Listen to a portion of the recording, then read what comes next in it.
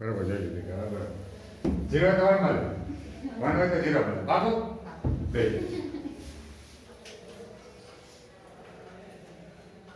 ઉર્વશી, કયા ગેટને ઇન્વર્ટર તરીકે ઓળખવામાં આવે? બરાબર છે, એક્ઝેક્ટલી. બે.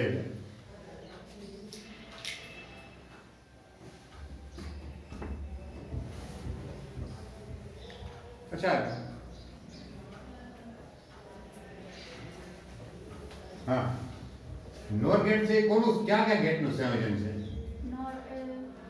નોટ અને ઓર. બરાબર છે, ઓર અને નોટનું સંયોજન છે.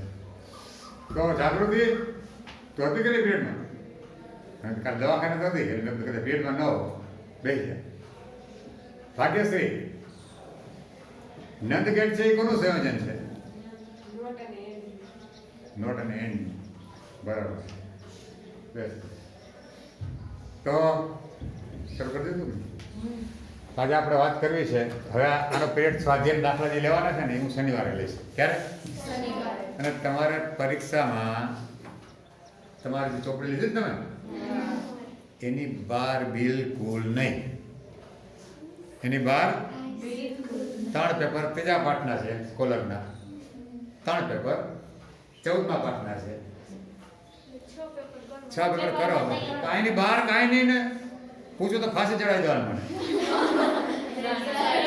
એની બહાર કાંઈ નહીં ટૂંકમાં. હા, અને કહેતો MCQમાં તમને હું ગોળ ટપકા કરવા દેવાનો નથી.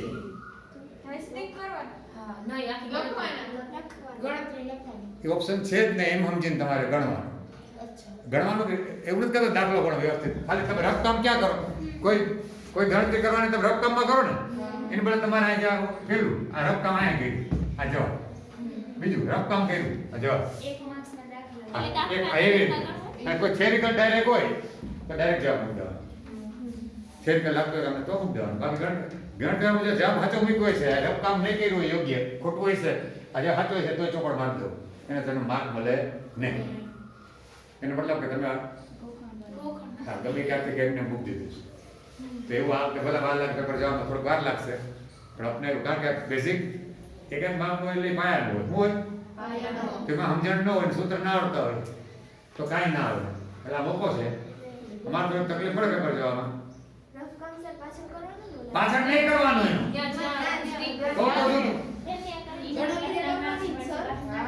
રફતાનો મતલબ શું થયો? તમે એને વ્યવસ્થિત ન લખો તો ચાલે. જેમ થિયરી લખતા હોય એમ લખવાનું નથી કહેતો કે દાખલો અહીંયા આપેલ છે ને આપેલ છે ને માટે હવે સૂત્ર આ મુજબ ને એ કાંઈ નહીં. તમે આ MCQ આવ્યું એની જરૂર રફકામ આયા પાસે MCQ1 રફકામ ડાયરેક્ટ, અથવા MCQ1 તમે જવાબ આવ્યો હોય ને એ લખવા આવવાનો હોય, તમને લાગતો હોય. પછી એને સપોર્ટમાં તમે શું કરો એ નીચે રફકામ. એને સપોર્ટમાં તમે જવાબ આપ્યો હોય ને કાંઈક આધાર તો હોય કે નહીં? કોર્ટમાં આધાર માગે ને તમે વિધાન દો એમને જવા દે. સબૂત માગે ને એ સબૂત એને દઈ દેવાનું. એ કોઈ યોગ્ય દાખલા કે અહીં આપેલા છે કે આ ના આપેલું એવું કંઈ લખવાની જરૂર નથી. માત્ર તમે કયા આધાર જવાબ લખવા એ આધાર નથી. ટૂંકમાં, એકદમ ટૂંકમાં, બહુ મોટું નહીં, ખાલી સાદી ગણતરી હોય. બરાબર? સૂત્ર હોય, કિંમત મૂકી હોય, સમજી લો કે અમે સમજી ગયા, બસ ખબર છે કે આમ આવે એટલે જ અમારે જરૂર હોય. અમારે એટલું જ ચકાસવાનું હોય કે એમને નથી ધડબડાયું ને એમ કે ભાઈ આવ્યું બધા તૈયાર આપ્યા તેમાં. હું તમને કહું મારે શું મતલબ પરીક્ષા લેવાનો? મને કાંઈ મતલબ ખરી? મને કહો એમને રાખવું તો કાંઈ મતલબ ખરી એક્ઝામ લેવાનું?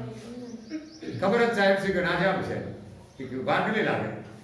30 MCQ હોય ને 30 હોના છે તો નજર ખોલી તમે તો ઘણા મોટા ભાગને ખબર પડી કે આમાં જ આવે તો કાંઈ ટેસ્ટ ભરવાની જરૂર નથી રહેતી. કે જ્યારે કહું કે તમારે રફકામ કરવાનું તો તમે ગણશો ખરી એમાં સૂત્ર શું આવે? જવાબ તો આવ્યો. કાંઈક લખવું તો જવા, સબૂત તો દેવું જોઈએ સાહેબ ને.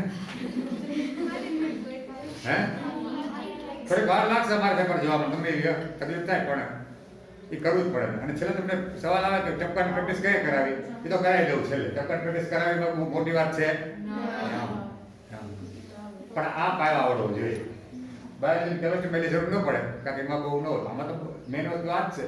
એટલે જો અમારા એવી ફરિયાદ હોય છે કે MCQ ગણવામાં બહુ વાર લાગે છોકરા પુરાણ કરી હતા ફિઝિક્સના MCQ 50 માર્ક જ્યારે બોર્ડનો આવે ને MCQ બહુ વાર લાગે જ ને કોઈ કાંઈ એને ગણતરી કરીને કર્યું ન હોય અહીં ભર્યું હોય તો એમને કરી દીધું હોય અને તરત કરી દઈએ ભાઈ મૂકી દઈએ બધી સીટ ભરી સીટને કાઢી નાખવાની સીટ રાખવાની છે નહીં. તો અનિશા આજે આપણે નવું પ્રકરણ શરૂ કરીએ. ગુરુવાર છે અને કુદરત બધાના જીવનમાં પ્રકાશ પાથરે તો આપણે પણ પ્રકાશનું કિરણશાસ્ત્ર કિરણ પ્રકાશ શાસ્ત્ર પ્રકાશનું કિરણશાસ્ત્ર નહીં પણ કિરણ પ્રકાશ શાસ્ત્ર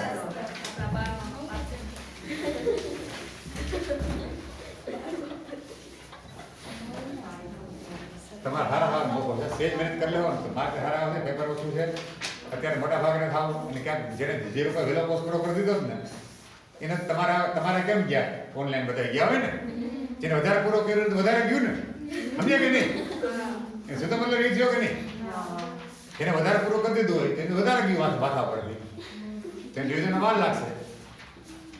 એટલે બહુ સારા મારો મોકો છે. આપણે બહુ વધારે ગયું બહુ ઓછું નથી ગયું. હા કિરણ પ્રકાશ શાસ્ત્ર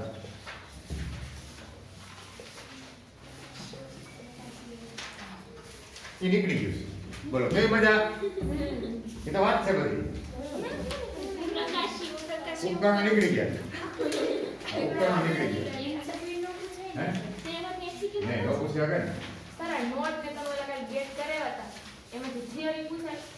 થિયરી બેન છે જો કે મારે સાંભળ ગેટની આકૃતિ દોરવાની સંજ્ઞા ટ્રુથ ટેબલ બનાવવાનું બરાબર. પછી બુલિયન સમીકરણ લખવાનું. હવે બુલિયન સમીકરણ એટલે હું y બરાબર a ઓર b લખતો ને એટલે બુલિયન સમીકરણ કહે. y બરાબર a ડોટ b y બરાબર x બાર આ બુલિયન સમીકરણ. ટ્રુથ ટેબલ બનાવો અડધો માર્ક. બુલિયન સમીકરણ લખો અડધો માર્ક. આકૃતિ દોરો અડધો માર્ક બરાબર. લાક્ષણિકતા લખો અડધો માર્ક. ટેબલ જોઈને લખવાની હોય તો કે 2 માર્ક એટલે 3 માર્ક હોય તો એ બધી 3 મળી જાય. બીજું લાંબુ કંઈ કરવાનું ન હોય. નહીં દોરવાની. તમારે ક્યાં કોર્સમાં છે એ જે તમારી ચોપડીમાં છે એટલું એ જૂના કોર્સમાં હતી ફરી વખત આપણે તમારા મને તમારે પૂરો થઈ ગયો એટલું જ કામ કરો. બહુ સહેલા છે બહુ સહેલું છે. હું શનિવારે લઈશ પાછા દાખલા સ્વાધ્યાયના અમુક વખતે સમજાવી દઈશ શનિવારે. એટલે હું રવિવારે કામ લાગી ગયું તાત્કાલિક શનિવારે એના બ્રેક લેવું 2 દિવસ જ લેવું થાય. કિરણ પ્રકાશ શાસ્ત્ર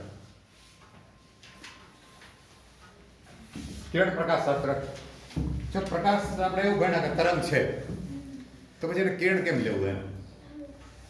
પ્રકાશની તરંગ લંબાઈ છે બહુ ઓછી હોય એકદમ ઓછી એટલે તરંગ જેવું લાગે નહીં એને બોલે અહીંથી આ જતું હોય એવું બે કિરણ જેવું લાગે એમ તમે લઈ શકો એવું આ લોકો કે છે. એવું પાઠ નંબર 10 માં થોડું સમજાયું આપણને. એટલે જીભ ઘણો ગતિ તરંગ અહીંથી અહીંયા ગયું તો એ બે સ્થાન વચ્ચે તમે આમ લાઈન દોરો ને કિરણ તો એ રીતે તમે કિરણ લઈ શકો ભાઈ આમ પ્રકાશ આમ ગયો. તો અમુક ઘટનાઓ છે ને આ વક્રીભાવન છે પરાવર્તન છે વિભાજન છે એ કિરણ પ્રકાશ શાસ્ત્રથી સમજાવી શકાય. અમુક ઘટનાઓ એવી છે વ્યતિકરણ વિવર્તન એને તરંગ પ્રકાશ શાસ્ત્રથી સમજાવાય આને પછીના પાઠમાં. તો આ રીતે એને ભાગ પાડ્યા છે કિરણ પ્રકાશ શાસ્ત્ર. એટલે પ્રકાશના આપણે કિરણ સ્વરૂપે લેશું. એક કિરણ હોય તો કિરણ અને એકથી જૂથ હોય એનું તો એને કિરણ જૂથ કહે. અંગ્રેજીમાં બીમ લાઇટ બીમ પ્રકાશનું જૂથ કિરણનું જૂથ લાઇટ બીમ વધારે બધો. અને આપણે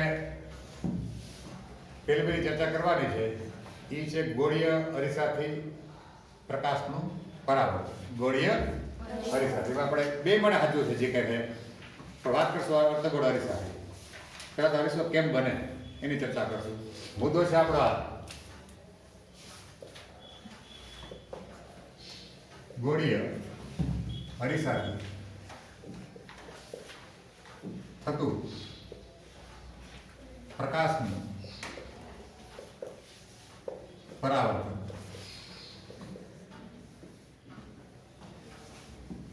ગોળીય અરીસાથી થતું પ્રકાશનું પરાવર્તન. એક તો પરાવર્તન નિયમ કામ લાગે છે.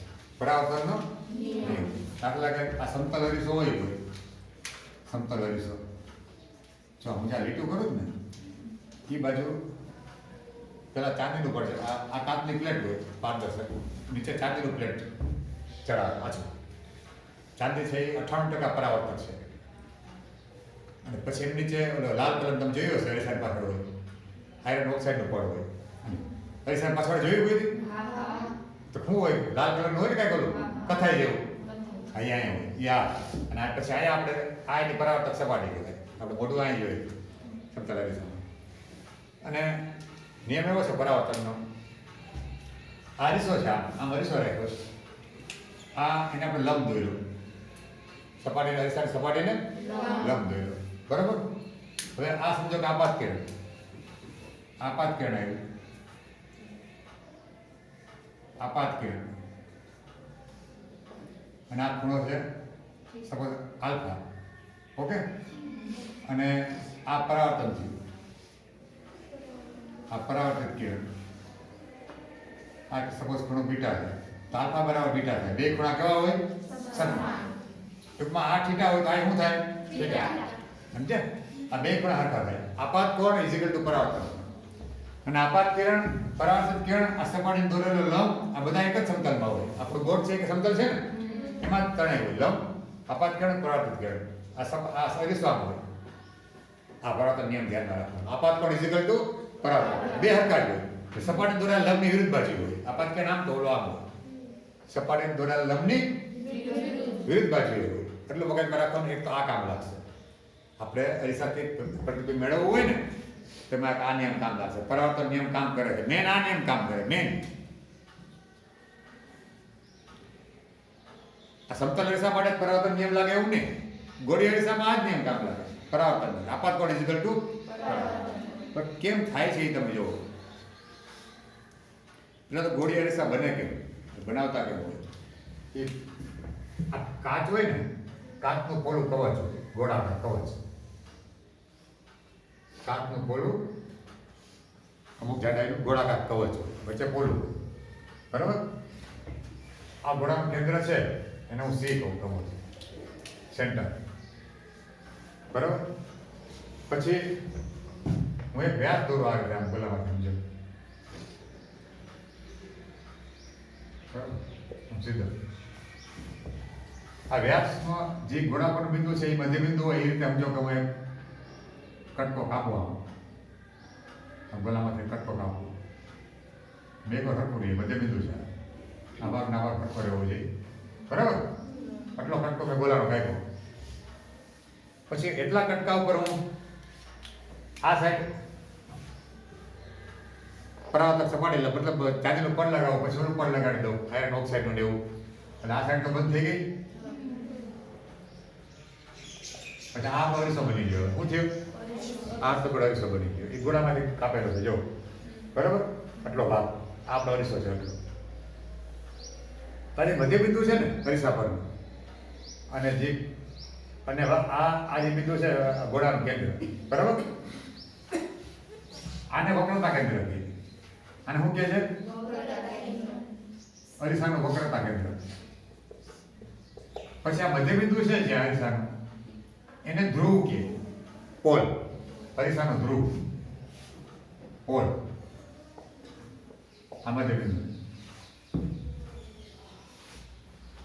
અને આ જે અંતર છે ધ્રુવ અને વક્રતા કેન્દ્ર વચ્ચેનું, આ અંતર હે ને? હા, દસમા આવતું ને તમારે? તો મારે કેવું થયેલું પડી ગયું. વક્રતા ત્રિજ્યા R. દસમા બેન એવું ભણો નહીં તો એટલા આવડી જાય. વક્રતા ત્રિજ્યા. હવે આ વક્રતા કેન્દ્ર અને ધ્રુવ બરફની નું મધ્ય બિંદુ બરાબર વચ્ચે હે ને? અરે વાહ ભાઈ વાહ. અને કહેવાય મુખ્ય કેન્દ્ર. મારું કામ કેટલું હેલું થઈ જાય. આ મુખ્ય કેન્દ્ર છે, અરીસાનું મુખ્ય કેન્દ્ર. અને મુખ્ય કેન્દ્ર અને ધ્રુવ વચ્ચેનું જે અંતર હોય બિલકુલ આ કેન્દ્ર લંબાઈ, અરીસાની કેન્દ્ર લંબાઈ.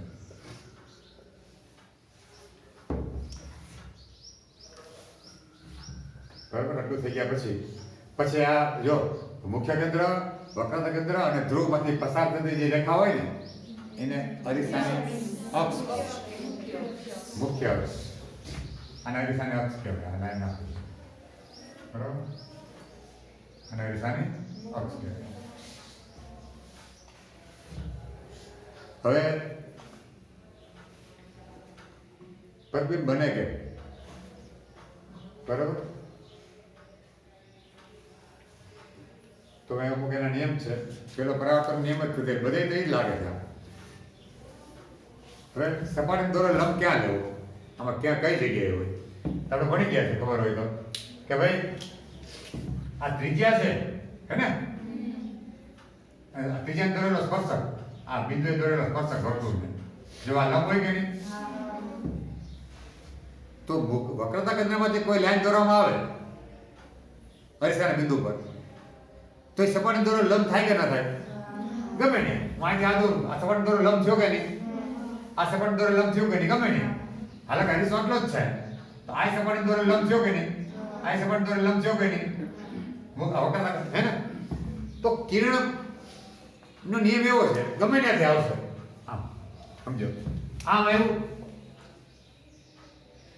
તો જેટલો આપાત કોણ એટલો જ પરાવર્તન કોણ. બરાબર, અહીંયા ક્યાં આવ્યું, જેટલો આપાત કોણ એટલો જ અહીંયા ક્યાં આવ્યું, જેટલો આપાત એટલો જ. અને કોઈ કિરણ અહીંથી આવ્યું સીમાથી, તો લંબ આ જ છે. તો લંબ હોય આમાંથી જ આવ્યું, આમ ગયું લંબ એક થોડો 0 બન્યો, પછી 0 આવે આમ આગળ આવે. ટૂંકમાં વક્રતા કેન્દ્રમાં જે કિરણ નીકળે ને પાછું એની લાઈનમાં પાછું આવે, એ જ દિશામાં. વક્રતા કેન્દ્રમાંથી કોઈ કિરણ નીકળે તો એ જ દિશામાં પાછું. બરોબર, કારણ કે એમાં ખૂણો આપાત કોણ 0, કારણ કે ખુદ સીપી ખુદ લંબ છે ને, નથી નીકળ્યો એટલે પાછું 0 ખૂણો આપાત કોણ 0, પરાવર્તન કોણ 0. આ નિયમ છે, આ નિયમ બધે વપરાય છે. પછી એમાં તમને કહી દઉં કે કોઈ સમાંતર કિરણ આવતું હોય ને, કેવું અક્ષને સમાન આમ આવતું હોય ને, તો આ લંબ સપાટી લંબ હોય ને, આ લંબ સપાટીને આ બનાવો એટલે મુખ્ય કેન્દ્રમાંથી જ પસાર થાય. કેમાંથી? સમાંતર કિરણ આવતું હોય અક્ષને, નિયમ તો લાગે જ છે આપાત કોણ ઇઝિકલ ટુ, પણ એ એવી રીતના આપાત ને એવી રીતના પરાવર્તન કોણ થાય કે પરાવર્તિત કિરણ મુખ્ય કેન્દ્રમાંથી જ પસાર થાય. એના અક્ષને સમાંતર કિરણ આવતું હોય આપાત કિરણ, તો એનું પરાવર્તિત કિરણ ક્યાંથી પસાર થશે? ક્યાં કેન્દ્રમાંથી? મુખ્ય. પછી કેન્દ્ર, મુખ્ય કેન્દ્રમાં પસાર થાય. એકમાંથી કેપિટલ મુખ્ય કેન્દ્રમાં પસાર થાય. ક્યારે કેવું પરાવર્તિત કિરણ, ક્યાં આપાત કિરણનું પરાવર્તિત કિરણ મુખ્ય કેન્દ્રમાં પસાર થાય? અક્ષને સમાંતર હોય. બરાબર, જે કિરણ અક્ષને સમાંતર હોય આપાત કિરણ, એનું પરાવર્તિત કિરણ મુખ્ય કેન્દ્રમાંથી પસાર થાય. એને તો બધું સાચું છે. કોઈ આપાત કિરણ મુખ્ય કેન્દ્રમાંથી જતું હોય તો અક્ષને સમાંતર થાય, કારણ કે ત્યાં નિયમ તો એ જ પડાય, આપાત કોણ ઇઝિકલ ટુ પરાવર્તન. એક જ નિયમ પડાય બધે. તો મુખ્ય કેન્દ્રમાંથી કોઈ કિરણ આપાત કિરણ નીકળે તો એનું પરાવર્તિત કિરણ અક્ષને સમાંતર થાય. અક્ષને સમાંતર આપાત કિરણ આવતું હોય તો પરાવર્તિત કિરણ મુખ્ય કેન્દ્રમાંથી પસાર થાય. મોનિકા, વક્રતા કેન્દ્રમાંથી કોઈ કિરણ નીકળે આપાત કિરણ, તો પરાવર્તિત કિરણ કઈ દિશામાં જાય?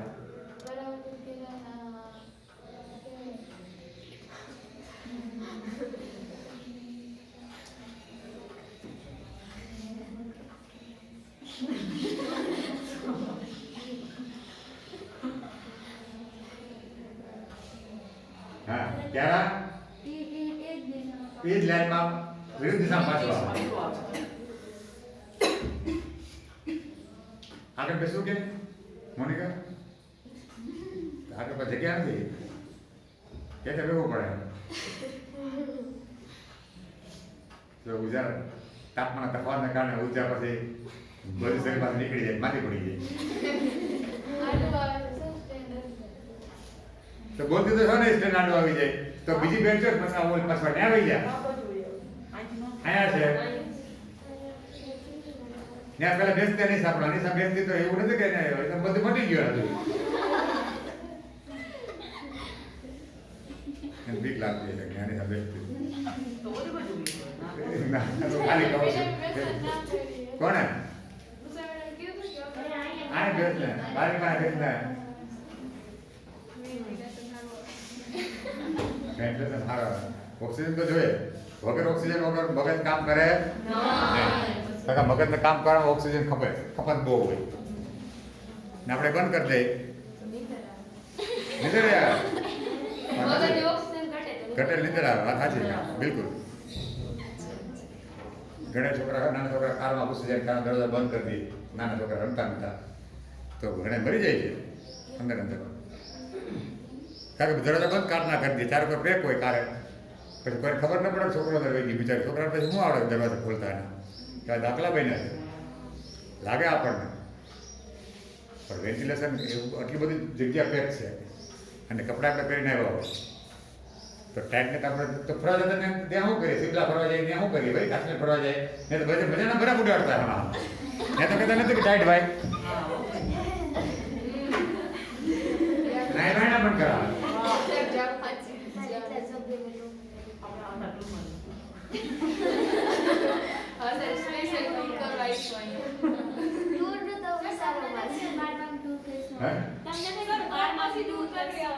તમને લાગે છે એ તો કહેતા હતા પછી એ બધે હું કહેતો હતો અને ઓલા કહેતા હતા તે કહેતા હતા આમ કરશું ને ઓલું કરશું એ બધું કોરોના પલટી નાખ્યું બધું પલટી નાખ્યું કોરોના જાય ભાઈ ને ઓકે શરદી જાય કોઈને હમણાં આને શરદી થઈ હતી આને થઈ હતી કોરોના શરદી જ છે પણ વાયરમ આવી થોડીક એવી જાય નહીં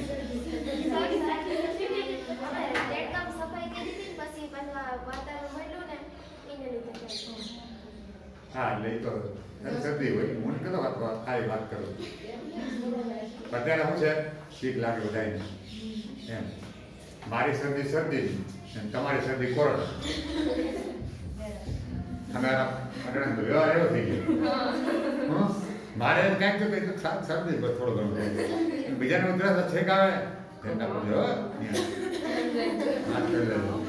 એટલે મારી શરદી શરદી તમારી શરદી કોરોના એમ આ રીતે બધું થઈ ગયું મગજમાં પણ તમારા ભગવાને એક તો નાના છોકરાને ઓછું થાય શક્યતા ઓછી હોય એમાં લેડીઝને તો હાવ ઓછું થાય કે ભગવાને લેડીઝની ઇમ્યુન સિસ્ટમ વધારે સારી બનાવી છે કારણ કે એની જવાબદારી વધારે હોય એટલે કુદરત એને બહુ ન થાય વાંધો આવવાથી અને ઓલા રખડભંગુ હોય ને એની ઇમ્યુન એવી બનાવી એ બાપા એમાં જાય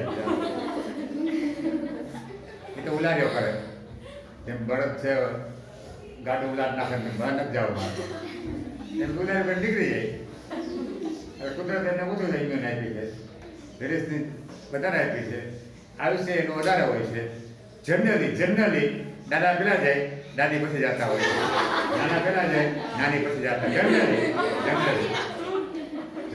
એનું કારણ ઈશ્વર આપ્યું છે એટલે બહુ તમારા જેટલાનું કારણ નથી એટલું પણ છતાંય તમારા કારણે બીજાને ન અસર થાય આસપાસ કંઈક આટલા બેઠા એમાં ઘણાની ઇમ્યુન ઓછી હોય એવું નથી અને 24 કલાકમાં ક્યારેક 30 દિવસમાં અમુક દિવસોમાં ઓછી થાય ઇમ્યુન તો હેરાન થઈ જાય એને હમણાં રાખવાનું રસી દેવાઈ જાય બધાને વ્યવસ્થિત પછી હાલ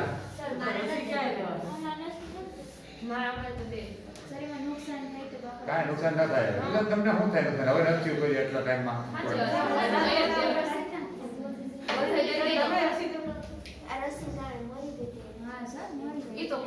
ક્યાં કોણ મરી ગયું ટીવીમાં ક્યાં આવતું હતું અફવા હોય તો કોઈ મળતું નથી ભાઈ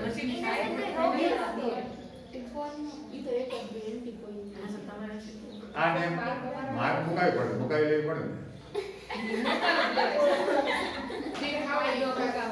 મારા વારો પડે આપણે વારો ના આવે પેલા તો મેડિકલ વાળાને દે ને ચાલો હવે આપણે થોડી બીજી ચર્ચા કરી લઈએ એક મિનિટ પછી લખજો. તો કાયમ થોડીક વાત કરી દો. જો જી આ આખું અંતર આર છે, સાચી વાત. આ કેટલું છે? સીપી કેટલું છે? હા, એને વક્રતા ત્રિજ્યા કહેવાય ને. પછી આ એફપી, આ એફ છે, આ એ અડધું છે કે નહીં? એટલે કે એફપી અંતર અડધું છે. એફપી અડધું છે, એને આપણે એફ કીધું ને. તો એફ છે એ આર નું અડધું. જો આખું આર એનું અડધું થાય કે નહીં? તો કેન્દ્ર લંબાઈ છે કહેવાનો ભાવ થી વ્યસ્ત ક્યાં આવ્યું આમાં? કેન્દ્ર લંબાઈ છે એ વક્રતા ત્રિજ્યાની અડધી. સીધી વાત છે. આ અને આ એનું અડધું એટલે કે એફ. સાચી વાત. તો કેન્દ્ર લંબાઈ છે આર નું અડધું થાય કે નહીં? બીજી વાત કરતો તમને. જો આ રીસો આને અક્ષ હે ને, આશરે આમ આ વક્રતા કેન્દ્ર, આ એફ, આ ધ્રુવ. બરાબર. વસ્તુ સમજો કાંઈ છે, આ વસ્તુ છે હે ને. તો ધ્રુવથી બધા અંતર માપવાના. ક્યાંથી? બરાબર. આ જે અંતર આવ્યું ને અને યુ કહીએ આપણે. આ વસ્તુ અંતર. કેવું? વસ્તુ અંતર. અને પછી આને કારણે પ્રતિબિંબ રચાય. મેં કીધું તમને કે પ્રતિબિંબમાં બે કેડ લેવાના. કેટલા? બે. એક સમાંતર લેવાનું. રેડી? એ કેટલે પસાર થાય? મુખ્ય કેન્દ્રમાંથી. અને એક ધ્રુવમાં જવા દેવાનું. ધ્રુવમાં જવા દીધું હોય જેટલો આપાત કોણ એટલે પરાવર્તન કોણ આશરે આ ભેગા થયા કે નહીં? આ તમને એનું પ્રતિબિંબ મળ્યું. પણ આપણે તો મારે ભૂલ હોય એટલે નકર તો આ થોડુંક નાનું મળે આમ. બરાબર. આ પ્રતિબિંબ મળ્યું. તો આ અંતર છે ને, આ અંતર પ્રતિબિંબ અંતર કહેવાય. કેવું? હા, વી. બરાબર. અને આ વસ્તુની ઊંચાઈ, આ વસ્તુની ઊંચાઈ છે એચ ઓબ્જેક્ટ. ઓબ્જેક્ટ ઓ પર ઓબ્જેક્ટ. ઓબ્જેક્ટની હાઈટ, આ ઇમેજની હાઈટ ઊંચાઈ. ઇમેજની હાઈટ. બરાબર. તો આ વસ્તુ અંતર, આ પ્રતિબિંબ અંતર,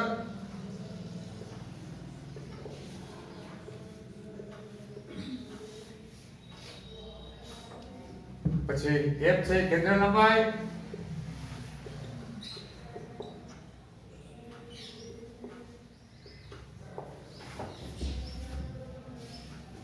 વસ્તુની ઊંચાઈ, પ્રતિબિંબની ઊંચાઈ, પેલા વસ્તુ અંતર, પ્રતિબિંબ અંતર અને કેન્દ્ર લંબાઈ. આ ત્રણને સાંકળતું સૂત્ર છે અને અરીસાનું સૂત્ર છે. કેનું? અરીસાનું સૂત્ર. क्या प्रमाण से 1 upon u plus 1 upon v is equal to 1 upon r is our सूत्र. बराबर.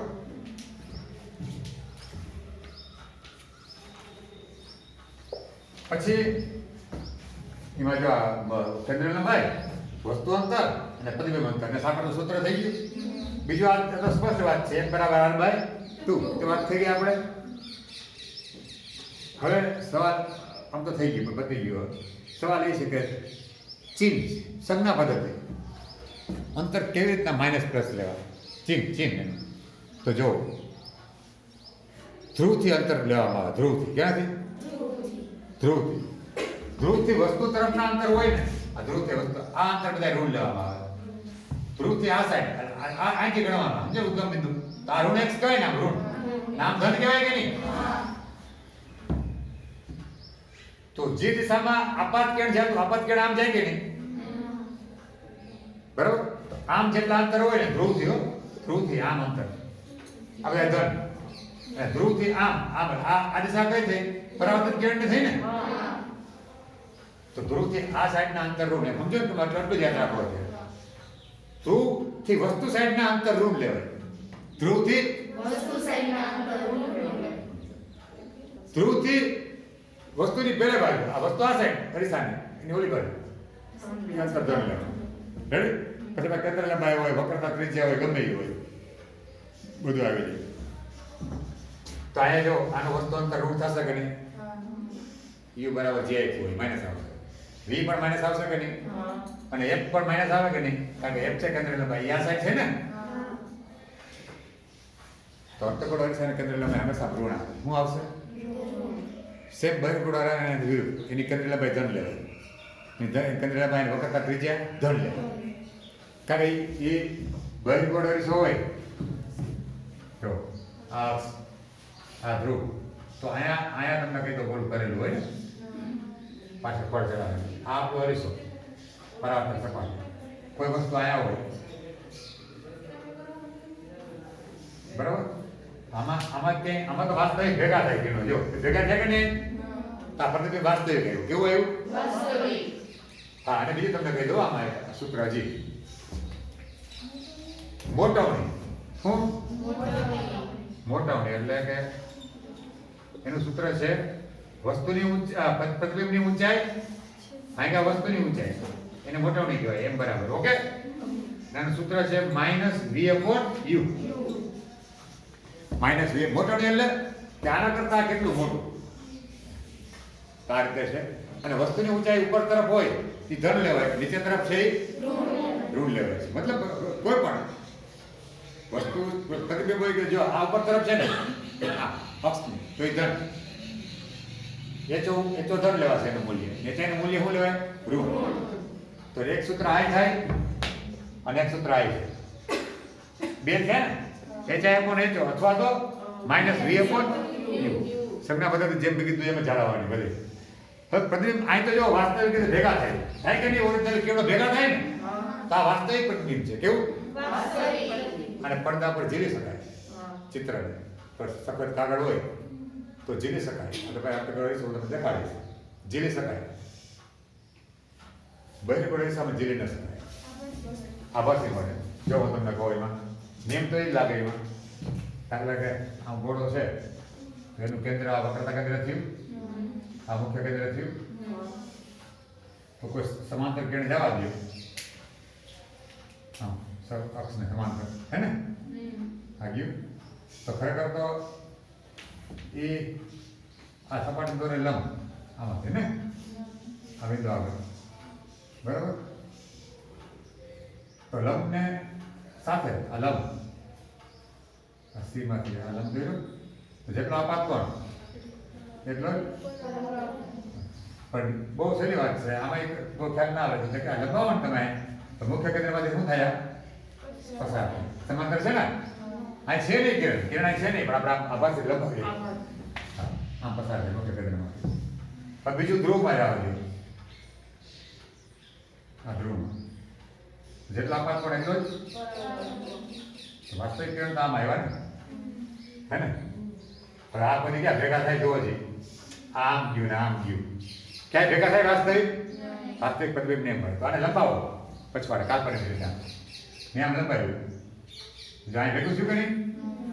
હા, અહીંયા તમને આભાસી પ્રતિબિંબ મળે. કેનું? આભાસી પ્રતિબિંબ મળે. એટલે બહિર્ગોળ અરીસા કે આપણે વાહનમાં હોય, વાહનમાં રાખ્યા હોય ને બહિર્ગોળ છે. પાછળ વસ્તુ ગમે એટલી મોટી હોય ગમે ત્યાં હોય આપણને નાનું જ દેખાય ને આભાસી દેખાય. એમાં ક્યારે વાસ્તવિક આવે? અરીસામાં નાનું દેખાય તો જ કામ લાગે ને. બસ એ ગમે એવી મોટી હોય તો આપણને દેખાય આગળ નાની અરીસામાં આભાસી. તો બહિર્ગોળ નિયમ તો આ જ લાગે બધે કે જો સમાંતર ગયું તો મુખ્ય કેન્દ્રમાંથી શું થયું? પસાર. પણ આભાસી કિરણ પસાર થયું. પછી એમાં પરાવર્તન નામ થયું. બરાબર છે? આપાત પણ પરાવર્તન પણ આ રીતે. અને જે આ પ્રતિબિંબ છે ને આને ચતુ કહેવાય. ચતુ એટલે વસ્તુ સાઈડ ઉપર તરફ તો આ ચતુ કહેવાય. આમ આ ઉલટું કહેવાય. મારા ખ્યાલ મુજબ લગભગ આવી ગયું બધું. ઉદાહરણ દાખલા બાકી છે. બરાબર છે? અને બાકી તમે જો સાહેબ આમાં એટલું બધું સાબિત થાય તમે ભાવ ટૂંકમાં બતાવી દીધું હે ને. ક્યારે એવું લાગે? હા, એટલે સમજાવવાનું છે એમ કે બોલવાનું બાકી કામ નાખ્યું છે. બોર્ડમાં નીકળી ગયા છે એને કીધું છે માત્ર સમજાવવાનું, ગણતરી કરવાની જરૂર નથી. તો કેટલું બધું નીકળી ગયું છે યાદ રહે ભાઈ. એટલે તો અરીસાનું સૂત્ર તારા પૂરું. ના મને બોલે તો હા અરે સારા માટે બિલકુલ નહીં, બિલકુલ નહીં, બિલકુલ નહીં. હવે ડાયરેક્ટ ઉદાહરણ કરશું આપણે. ઉદાહરણ એક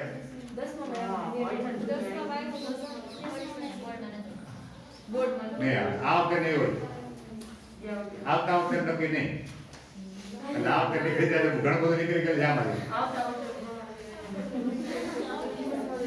ઉર્વશી સારું કર્યું જો ભગવાન બુદ્ધિ આપી એટલે આવતા વર્ષે તકલીફ મુકાઈ જાય.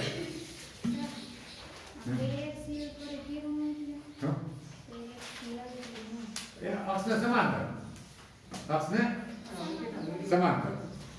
પછી જો તમારે હું તમે આવી રીતે ડ્રોઈંગ કરી શકો ને તો તમારે મેળે કરી શકો, આરામથી કરજો અને તમે ખ્યાલ આવી જાય. વસ્તુ ગમે ને મૂકો તમે અહીંયા મૂકશો ને મુખ્ય કેન્દ્ર આની વચ્ચે અર્થગોળમાં, આનું પદવી તમને આભાસી મળશે. આ છે રફતાર ભારે જ લાગે. જો હું તમને કહું શાંતિ રફતામ કરું ને દાખલા કે આ ડીસો, આ સી, આ એફ, આ પી, બરાબર? તો ફટાફટ થઈ જાય. એટલું વાત ગોખવાનો વાત હોતું નથી આમાં, એકદમ ટ્રીક જ છે આ વસ્તુ મૂકી મેં. ઓકે, મુખ્ય કેન્દ્ર ધ્રુવ છે તો એક કિરણ આમ ગયું, બરાબર? અને આ લંબ, લંબને આ પરાવર્તિત કિરણ છે આમ, તો આ સમાંતર કિરણ ગયું તો પાછું તમને કહી દો મુખ્ય કેન્દ્ર શું થાય? હા, પરાવર્તિત થાય કે નહીં? આમાં આવ્યું. પછી એક ધ્રુવમાં જવા દઈએ. ધ્રુવમાં ગયું, આ પાંચ મોટા પરાવર્તન કહો. ઓકે, તો જો આ બે રોકાણ થયા કે નહીં? ભેગા નહીં થઈ ગયા. પાછળ લંબાવો ને તમે તો જો આ પાછી મળે. હા બસ, એટલે ખબર પડી તમે આ તમે નહીં તો રફકામમાં કર્યું તો એ ઠેક થઈ ગયું. તમે સેજ વ્યવસ્થિત કરો આ ગોળ અને માપનું હોય અને આરામથી પેન્સિલથી પેન્સિલ જરૂર નહીં, ફૂટો હોય ને વ્યવસ્થિત અને ગોળ તો આરામથી તમને ખબર પડી જાય કે તમે ક્યાં મળશે. આ થોડો ભેગા થાય નહીં. પછી તમે મુખ્ય કેન્દ્ર પર આવશો ને કોઈ વસ્તુને તાતા આભાસી મેળવું અર્ધગોળની વાત છે. અહીંયા રાખશો ને તો મુખ્ય કેન્દ્ર પર રાખેલી વસ્તુ બધી જીકણો નીકળે એ અક્ષર સમાંતર જાય કે નહીં? સમજો કે અહીંથી તમે કોઈ ગોળાકાર વસ્તુ રાખી તો આમ ગયા અક્ષર સમાંતર, અહીંથી આમ ગયા સમાંતર, તો એની પ્રતિબિંબ કે એને ક્યાંય ભેગા થતા સમાંતર આલા જાય, ક્યાંય ભેગા નહીં આભાસી રીતે ભેગા ના થાય. પાછળ લંબાવો તો આમાં આલા જાય. મતલબ આનું પ્રતિબિંબ છે એ આભાસી નથી મળતું પણ અનંત અંતરે મળે. ક્યાં? અનંત અંતરે ભેગા જ નથી થતા કે આનંદ લગી. તો મુખ્ય કેન્દ્ર પર રાખેલી વસ્તુનું પ્રતિબિંબ અનંત અંતરે મળે. ક્યાં? બીજું વક્રતા કેન્દ્ર પર રાખેલી વસ્તુ હોય ને અહીંયા, હા તો અહીંયા તમને કામ જવા દો, એક માંથી નીકળો આમ, બીજું તમને કહી દઉં એક માંથી જવા દો આમ, તો સમાંતર નીકળે આમ, બરાબર? એક તમે અહીંથી જવા દો આમ ગયું, બરાબર? એક માંથી નીકળે તો આમ ગયું, આ બે ખરેખર એક ભેગા થાય. મારે થોડું કહું આ બધી ઓલું તૂટી હોય ને એ ચાલે, એ ચાલે. એમાં એમાં હોય તમારે કે આપાત પર પરાવર્તન કોણ થાય. આ તમે એમ કેમ તો અહીંથી આમ જવા દો તો એ અહીંયા ભેગું થાય, અહીંયા થાય. તો વસ્તુ જેટલું જ મળે, વસ્તુના સ્થાન ઉપર જ મળે, પણ વાસ્તવિક અને ઉલટું. વાસ્તવિક અને ચાલે એ ચાલે. ધ્રુવમાં તમે કીધું એમ પોલુમાં મુખ્ય કેન્દ્રમાંથી આપણને એવું લાગે ભાઈ ભેલું પડે, અહીંયા આમ ગયા સમાંતર કરી દેવાનું. હે હા ઓલું એ ચાલે. ધ્રુવની વાત વાંધો નહીં, એ ચાલે. આ તો તમને દોરવાનું તો પૂછાય જ નહીં. આ તો સિમ્પલી તમારે ગોખવું ન પડે અને એક ટ્રીક આવડી જાય તમને. આરામથી રફકામમાં ફટાફટ સહેજ આમ વ્યવસ્થિત દોરી તમે અંદાજ લઈ શકો કે ક્યાં હશે.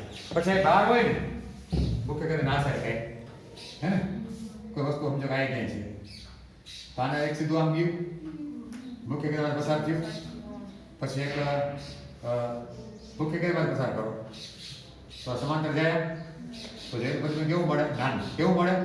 આના કરતાં નાનું મળશે. રસ્તે કરે નાનું. વક્રતા કેન્દ્ર ઉપર નહીં મળે એવું નહીં જરૂર મળે પણ નાનું મળશે. આના કરતાં નાનું મળશે. વક્રતા કેન્દ્ર પર સરખું મળે. ખ્યાલ આવ્યો? અને તમે જોજો ખ્યાલ આવશે રફકામમાં. ખાલી એમ છે ફૂટપટીને ગોળાઈ વ્યવસ્થિત કરી તમને ખ્યાલ આવશે. ઉલટું મળે, વાસ્તવિક અને ઉલટું. હે હા એનું સ્થાન હોઈ શકે CNF ની વચ્ચે. એવું હોય શકે. એવું એ ખબર પડી જાય. તમે સહેજ વ્યવસ્થિત દોરો ને આકૃતિ કે પરિકરથી વર્તુળ દોરો, એનું કેન્દ્ર હોય, પછી અક્ષ દોરો, પછી હરીસર, પછી કરો ને તમે તો એક્ઝેક્ટ તમને ખબર પડી જાય કે ક્યાં મળે છે. આ ટ્રીક દોરતા આવડવું જોઈએ. એક સમાંતર કિરણ લેવાનું, બાકી એપમાંથી પસાર કરવાનું, એક એપમાંથી પસાર કરવાનું અને સમાંતર લેવાનું. બે છેડે ત્યાં એનું માથું, ત્યાં વસ્તુનું માથું. અને પગ તો ક્યાં હોય? અક્ષ ઉપર જ હોય. પગ ક્યાં હોય? અક્ષ ઉપર જ હોય. કારણ આ કેળ તો આમ ગયું પાછું આમ જ જાય, તો પગનું કેળ તો પગમાં જ આવશે. બાકી માથાનું કિરણ બે કિરણથી મળી ગયું કે નહીં માથું, તો માથામાંથી બે કિરણ લેવાના, એને માથું મળી જાય. અને પગના કિરણમાંથી પગનું કિરણ, એટલે વસ્તુ મળી ગઈ કે નહીં. બસ આ એની ટ્રીક. રેડી? ખેલાએગા? થઈ ગયું ટાઈમ? ધન્યવાદ.